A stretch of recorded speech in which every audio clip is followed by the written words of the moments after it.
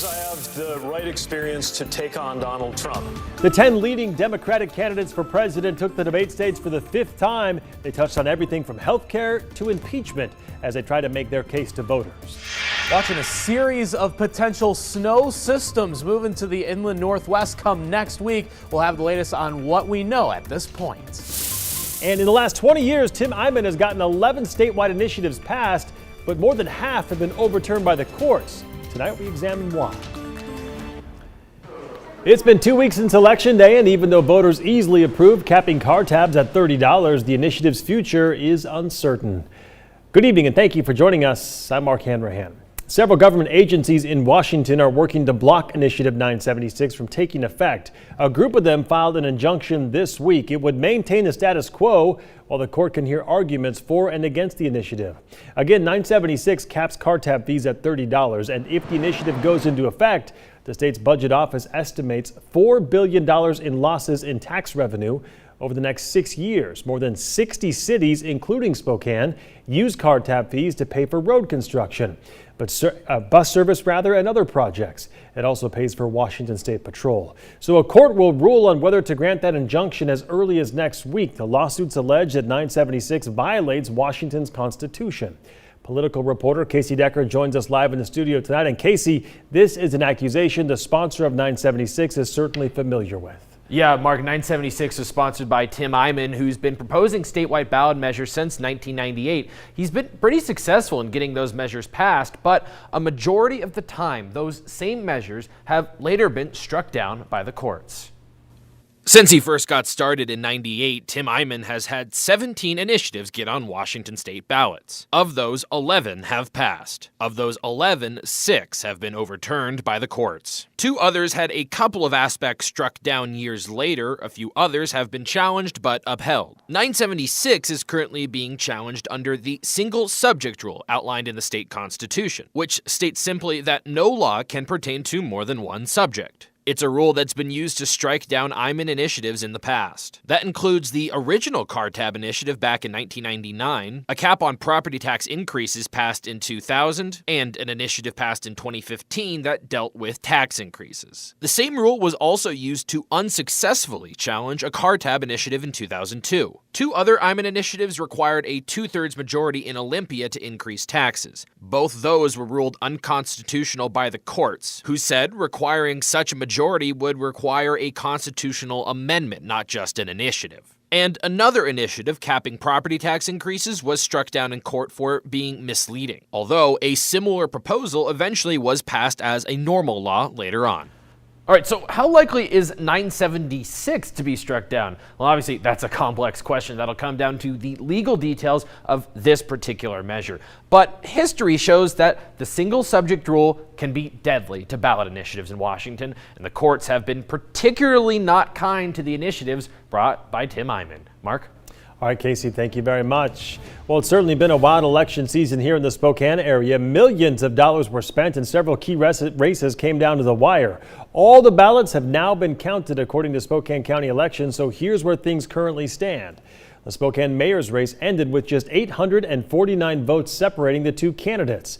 The results were close on election night, although Nadine Woodward had a big enough lead that Ben Stuckert conceded after initial returns. In the day since, Stuckert has gained over and over. In the end, though, the margin was only about 1%, with Nadine coming out on top. The race for council president also closely watched. Cindy Wendell led on election night, but Breanne Beggs gained ground every night after that. At one point, only 7 votes separated the 2 candidates, but eventually Wendell conceded.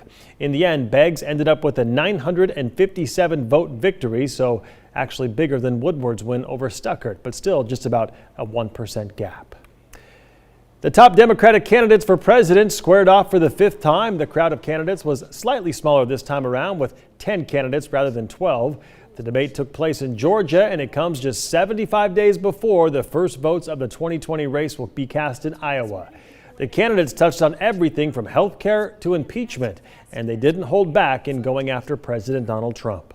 We have a criminal living in the White House. We have a president who is not only a pathological liar, he is likely the most corrupt president in the modern history of America. The fact is that right now, the vast majority of Democrats do not support Medicare for all. The Democrats' next debate is scheduled to be in Los Angeles on December 19th. We are tracking new information in the 4th of July shooting in Coeur d'Alene involving several police officers. Today, those officers were cleared of any wrongdoing. A Bonner County prosecutor reviewed the shooting and determined the officers acted legally. His decision was sent to Kootenai County officials this week. Meantime, the suspect in the case, Tyler Rambo, who we are seeing here, was charged with felony battery today. Rambo is already facing separate charges related to a fight that police say happened before the shooting. For more information on this story, just head to our website. That's KREM.com. We absolutely did a deal with the devil in this case, but we did a deal with the devil in order to solve this case. That's what Teller County, Colorado's district attorney is saying after Patrick Frazee was found guilty of murdering his fiancée Kelsey Barrett this week. The devil he is referring to is Idaho nurse Crystal Lee Kenny. Lee said she drove from Idaho to Colorado to clean up the crime scene. In exchange for her testimony, Lee agreed to plead guilty to evidence tampering. She faces a maximum of 3 years in prison, and legal experts say prosecutors will likely push for the maximum sentence. He was obviously galled that he had to make a deal with a woman that helped hide the body, clean up the crime scene. Whenever a prosecutor, after a successful trial, says that he had to make a deal with the devil, and that devil was his star witness, you know that good things are not coming down the road for that witness, Crystal Lee. Barrett's body has never been found, neither has a murder weapon. Lee is expected to appear in court next month. Anti-abortion activist and convicted murderer Jake Eakin drew counter-protesters on the campus of Eastern Washington University this afternoon as he went there to protest abortion. Some students said his presence on campus made them uncomfortable, but instead of engaging with Eakin, students gathered inside of a campus building to write down what issues they wanted to discuss. After what happened last time, I know that they liked the reaction that they got, so I figured this time we should do the exact opposite, and so I didn't even go over there, I didn't give them the time of the day. Earlier this month, an anti-abortion protester at Eastern Washington was arrested for allegedly spitting on and spanking a female student. Today's protest and counter-protest, that was noticeably smaller than that previous demonstration.